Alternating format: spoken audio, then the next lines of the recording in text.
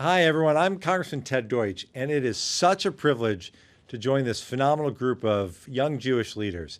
To Zach and all of Gen Z Jews, thanks for having me at your virtual summit, and thanks for your hard work raising awareness about the dangers of anti-Semitism.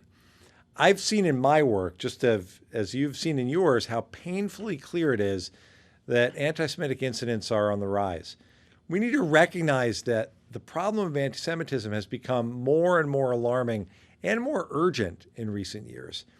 This is reflected not only in the incidents that make the news, incidents like anti-Semitic flyers in Beverly Hills on the first night of Hanukkah, or the series of violent attacks against Jewish people and institutions back in the spring, but also from the data that we have. AJC's State of Anti-Semitism report for 2020 painted a clear picture. Over the last year, 1 in 4 American Jews has been the target of anti-Semitism in some form. 40% have made some behavioral change out of fear of anti-Semitic retaliation. 90% of American Jews see anti-Semitism as a problem in the United States today, as does over 60% of the general public. On the 3-year anniversary of the Tree of Life synagogue shooting, I said, and I'll say it again, anti-Semitism is real, it is dangerous, and it poses a growing threat to not only the Jewish community, but to all of our communities around our country.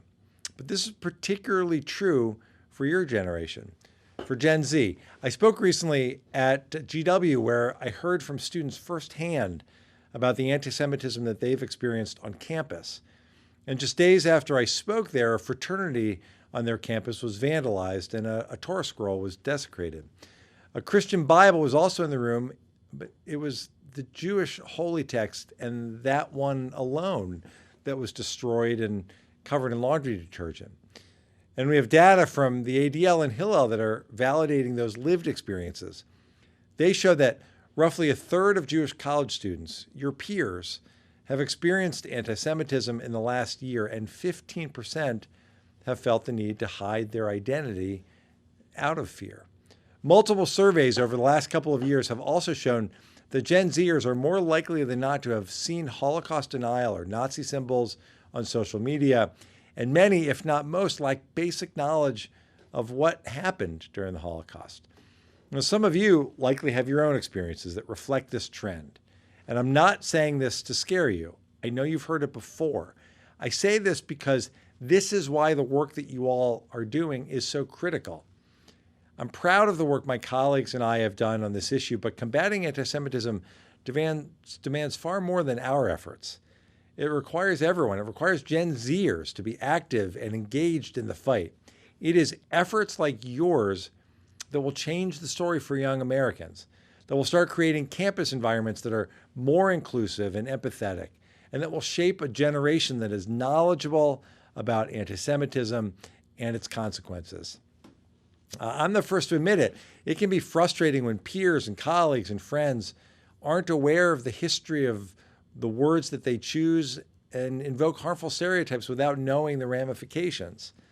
As difficult and as frustrating as it might be, it is on all of us who have a history understanding and working on this issue to help people understand what anti-Semitism is, why those historic tropes can be so dangerous, and what it means to be an ally to the Jewish community.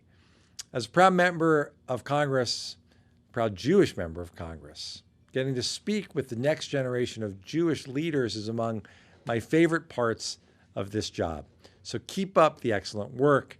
Thank you for all you do, and best of luck in these efforts, and let me know how we can continue to do this work together. Thanks.